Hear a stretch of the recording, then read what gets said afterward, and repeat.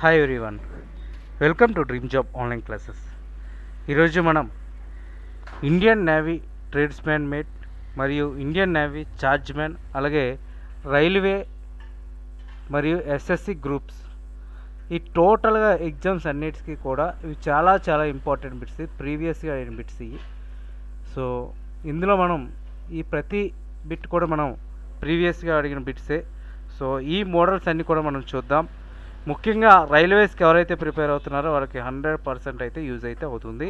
అలాగే ప్రతి competitive exam కూడా ఇది చాలా ఇంపార్టెన్స్, బ్యాంక్స్కి అయినా ప్రతి సెక్టర్స్ కూడా. అలాగే మన ఛానల్ని డ్రీమ్ జాబ్ ఆన్లైన్ క్లాసెస్ ఛానల్ని సబ్స్క్రైబ్ చేసుకోండి. అలాగే కింద టెలిగ్రామ్ లింక్ ఇస్తాను, ఆ టెలిగ్రామ్ గ్రూప్లో కూడా జాయిన్ అవ్వండి. మా యొక్క ఎక్స్ప్లెనేషన్ మీకు నచ్చితే ఒక లైక్ అనేది చేయండి. ఫస్ట్ వచ్చేసరికి, how many bricks each measuring 10 centimetres into 8 centimetres into 4 centimetres. ఒక బ్రిక్ ఉంది, ఇంత బ్రిక్ ఉంది. ఈ బ్రిక్లో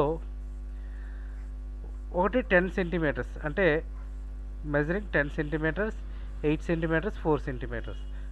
అంటే బ్రిక్ ఎలా ఉంటుంది? క్యూబాయిడ్ షేప్లో ఉంటుంది. ఓకే, బ్రిక్, ఇది బ్రిక్, ఇది 10 సెంటీమీటర్స్. ఓకే, ఇది 8 సెంటీమీటర్స్, ఇది 4 సెంటీమీటర్స్. ఇది బ్రిక్. అయితే needed to build a wall, ఈ ఒక ఇటుక ఈ మెజర్మింగ్లో ఉంటే ఒక గోడ కట్టడానికి 1.6 metres into 10 metres, 1.6 metres into 1 metre into 20 centimetres. Okay, అంటే ఇది వాల్ అనుకోండి. ఒక వాల్ అయితే ఒక వాల్ యొక్క లెంత్ 1.6 సెంటీమీటర్స్, ఇది టోటల్గా 20 సెంటీమీటర్స్. పొడవు అంటే డిస్టెన్స్ 1 మీటర్, ఈ విధంగా ఇచ్చారు. సపోజ్ 1 మీటర్ పొడవు, 1.6 సెంటీమీటర్స్, ఇది 20 సెంటీమీటర్స్ వెడల్పు ఇచ్చారు.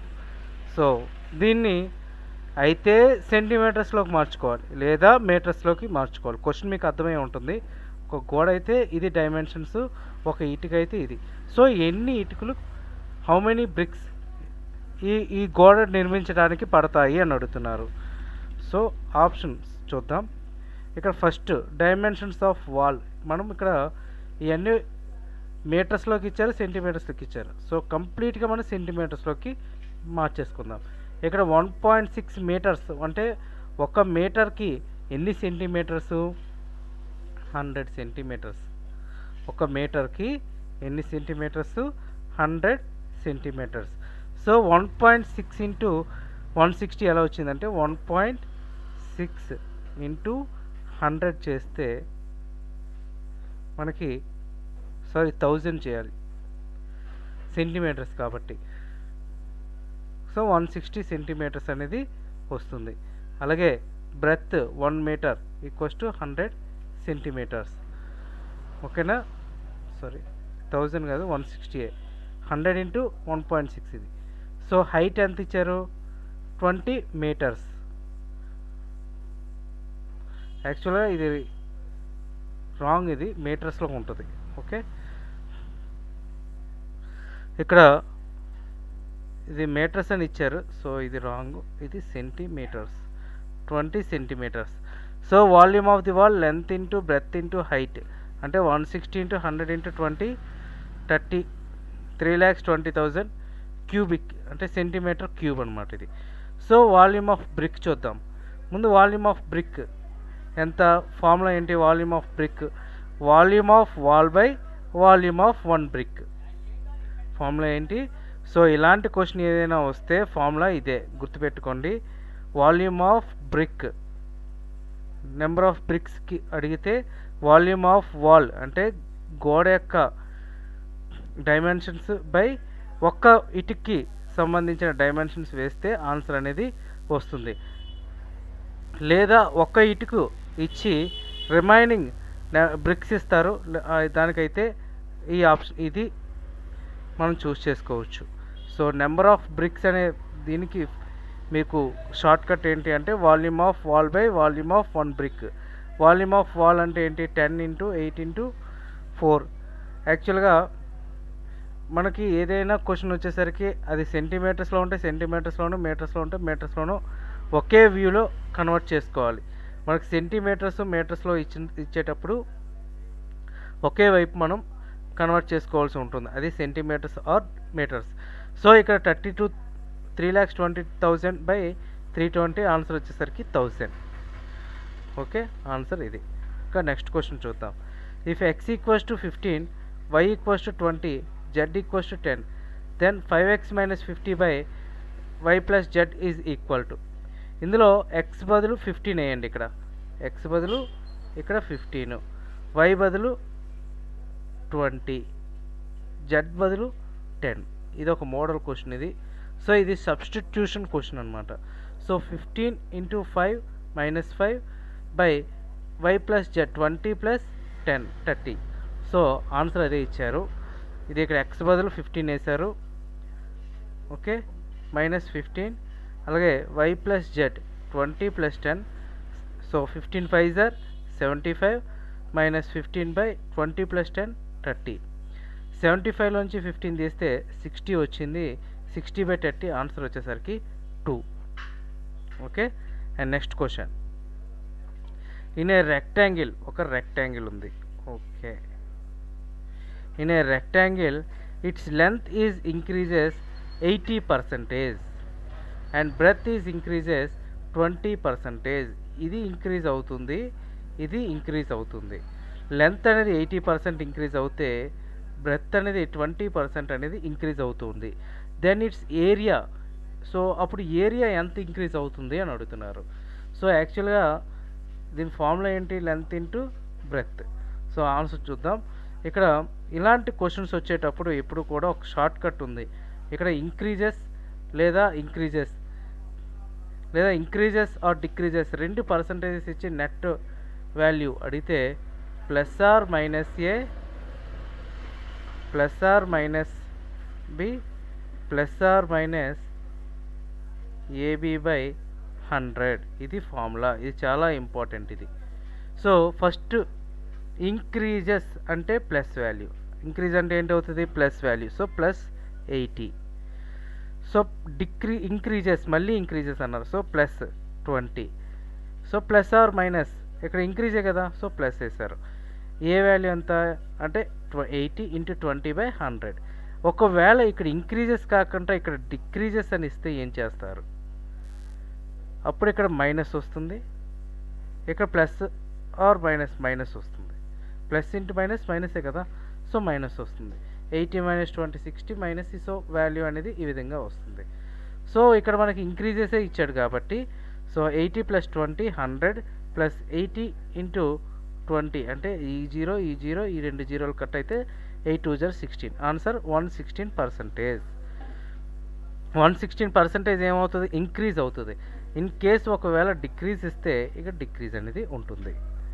And next question. Find the lowest common multiplication. So ఇది ఎల్సిఎం సంబంధించింది. ఎల్సిఎం ఎప్పుడు కూడా మనం ఎలా చేస్తాం? ఈ విధంగా 42 64 ఇక్కడ 80 ఇచ్చారు. ఎల్సిఎం అంటే ఏంటి? First lowest common multiplication. First lowest అంటే ఇందులో 2 అనేది ప్రతి దాంతో కట్ అవుతుంది. సో 2 అంటే ఎంత? 21 సార్ 2, 32 సార్ 2, 40 సార్. సో 2 అనేది లోయెస్ట్ మల్టిప్లికేషన్. సో ప్రతి దానికి కూడా కట్ అవుతుంది. అదే ఇక్కడ ఇచ్చారు. So next 2 21. So 16 20. Next 2. So 21 మనకి కట్ అవుతుంది కాబట్టి 21 వదిలేద్దాం. 2 8 జర్ 2 10 జర్. నెక్స్ట్ 2. సో 21 అలా వదిలేసి 2 4 జర్ 2 9 జర్. నెక్స్ట్ 3. మనకి ఎల్సిఎంలో మినిమము 3 ఉంటే 2 అయినా సరే కట్ అయ్యేటట్టు ఉండాలి. 3 7 జర్ 4 అలా ఉంచేసండి. 3 3 జర్. సో ఓవరాల్గా ఇవన్నీ క్యాలిక్యులేషన్ చేస్తే మనకు ఆన్సర్ 6720 అనేది వస్తుంది. ఓకే, ఒకసారి మీరు అంటే ఇది వేరే మోడల్ ఇచ్చారు, ఒకసారి మీరు ట్రై చేయండి, ఇవన్నీ కూడా ఎంత క్యాలిక్యులేట్ చేస్తే ఎంత వస్తుందో.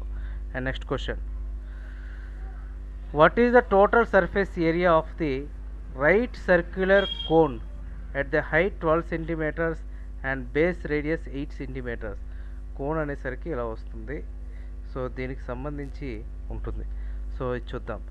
సో లెటరల్ హైట్ ఫార్ములా ఏంటి అంటే h² ప్లస్ r², అంటే హైట్ ప్లస్ రేడియస్. సో ఇక్కడ హైట్ ఎంత ఇచ్చారు? 12 సెంటీమీటర్స్ ఇచ్చారు. రేడియస్ ఎంత ఇచ్చారు? 8 సెంటీమీటర్స్ ఇచ్చారు. సో ఇది రేడియస్ అనమాట.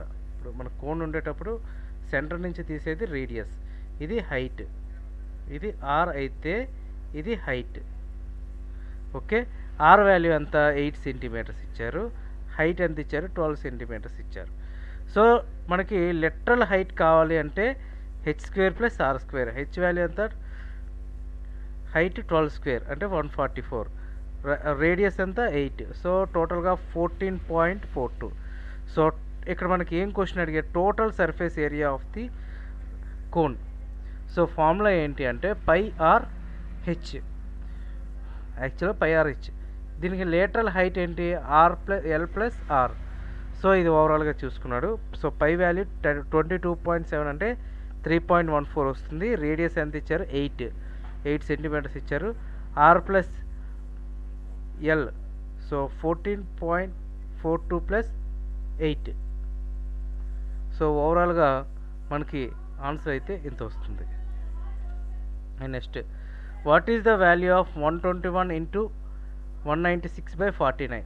సో ఇది స్క్వేర్ రూట్ ఎంత? ఇది 121కి 11, ఇది 16, ఇది 7. సో ఈ ఓవరాల్గా చేస్తే ఆన్సర్ అనేది వస్తుంది. ఇక్కడ 14, ఇది 16 అంటే 256 వస్తుంది. సో 11 అంటే 11 సార్ 121, 14 సార్ 196, 7 సార్ 49. సో 11 ఇంటూ 14/7, 7 2 సార్ 44, 11 ఇంటూ 2 22. సో ఆప్షన్ ఏంటంటే 22 right. And next question, 594 mm into 841 mm are the dimensions of dash size paper. ఇది చాలా ఇంపార్టెంట్ బిట్, ముఖ్యంగా రైల్వేస్కి, ఏఎల్పికి, బేసిక్ సైన్స్ అండ్ ఇంజనీరింగ్కి చాలా ఇంపార్టెంట్. సో A0 ఎంత వాల్యూ, A1 ఎంత వాల్యూ, A2 ఎంత వాల్యూ, A4 ఎంత వాల్యూ చూద్దాం. ఫస్ట్ ఆప్షన్ వచ్చేసరికి ఇది ఆప్షన్ ఏ, ఇది A1 సైజ్, ఇది 594 mm into 840 mm. So first A0 చూద్దాం. A0 అన్నిటి మీద పెద్ద సైజ్ ఏంటి అంటే A0 సైజ్. మనం పేపర్స్కి ఏది మనం వాడేది, జెరాక్స్ పేపర్లు ఇవన్నీ వాడేది A4 సైజ్. సో A0 అంటే 841 ఇంటూ 1189. నెక్స్ట్ A1 వచ్చేసరికి 594 mm into 841 mm. Next A2 వచ్చేసరికి 297 mm ఇంటూ 420. అండ్ A4 వచ్చేసరికి 210 mm ఇంటూ 297. ఇంకా A5 వచ్చేసరికి 148 mm ఇంటూ 210. ఇది డైమెన్షన్స్. సో ఇది చాలా ఇంపార్టెంట్, బాగా గుర్తుపెట్టుకోండి. డెఫినెట్గా ఆర్ఆర్బీకి ప్రిపేర్ అయిన వాళ్ళకైతే ఇది 100% ఒక క్వశ్చన్ అయితే డెఫినెట్గా వస్తుంది. అండ్ నెక్స్ట్ 2 ట్రైన్స్, ఒక 2 ట్రైన్స్ ఉన్నాయి, ఎక్స్ అండ్ వై ట్రైన్స్ ఉన్నాయి. A from A B average speed ఎంత అంటే 80 కిలోమీటర్స్ 90 కిలోమీటర్స్. ఇప్పుడు 2 ట్రైన్స్, ఒక ఎక్స్ ఒక వై, ఏ నుంచి బికి వెళ్తున్నాయి, ఏ నుంచి ఇది బికి వెళ్తున్నాయి. ఏ train, X train, Y train. So X train వచ్చేసరికి యావరేజ్ స్పీడ్ 80 km/hలో వెళ్తుంది. నెక్స్ట్ వై వచ్చేసరికి 90 km/h స్పీడ్లో వెళ్తుంది. And next respectively X takes and hour more than Y. X 1 hour more than Y అని అడిగారు. So the distance between A and B. So అప్పుడు ఈ డిస్టెన్స్ ఎంత అని అడుగుతున్నారు.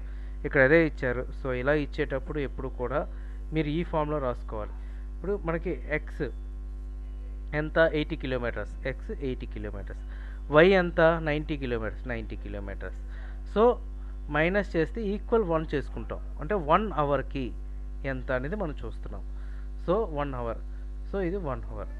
సో దీన్ని ఎల్సిఎం చేస్తే 9x - 8x / 720 వచ్చింది 1 అవర్కి. సో 1 అవర్కి ఎన్ని కిలోమీటర్స్ వెళ్తుందంటే 720 కిలోమీటర్స్ అనమాట. ఇది టోటల్గా ఫామ్ ఇది. So next question, -150°C = dash foreign heat అని అడిగారు. సో దీని ఫార్ములా ఏంటి అంటే, ఫారెన్ డిగ్రీస్ నుంచి సెల్సియస్కి మార్చుకోవాలి అంటే, ఇప్పుడు ఫారెన్ డిగ్రీస్ నుంచి సెల్సియస్ మార్చుకోవాలంటే F = C/9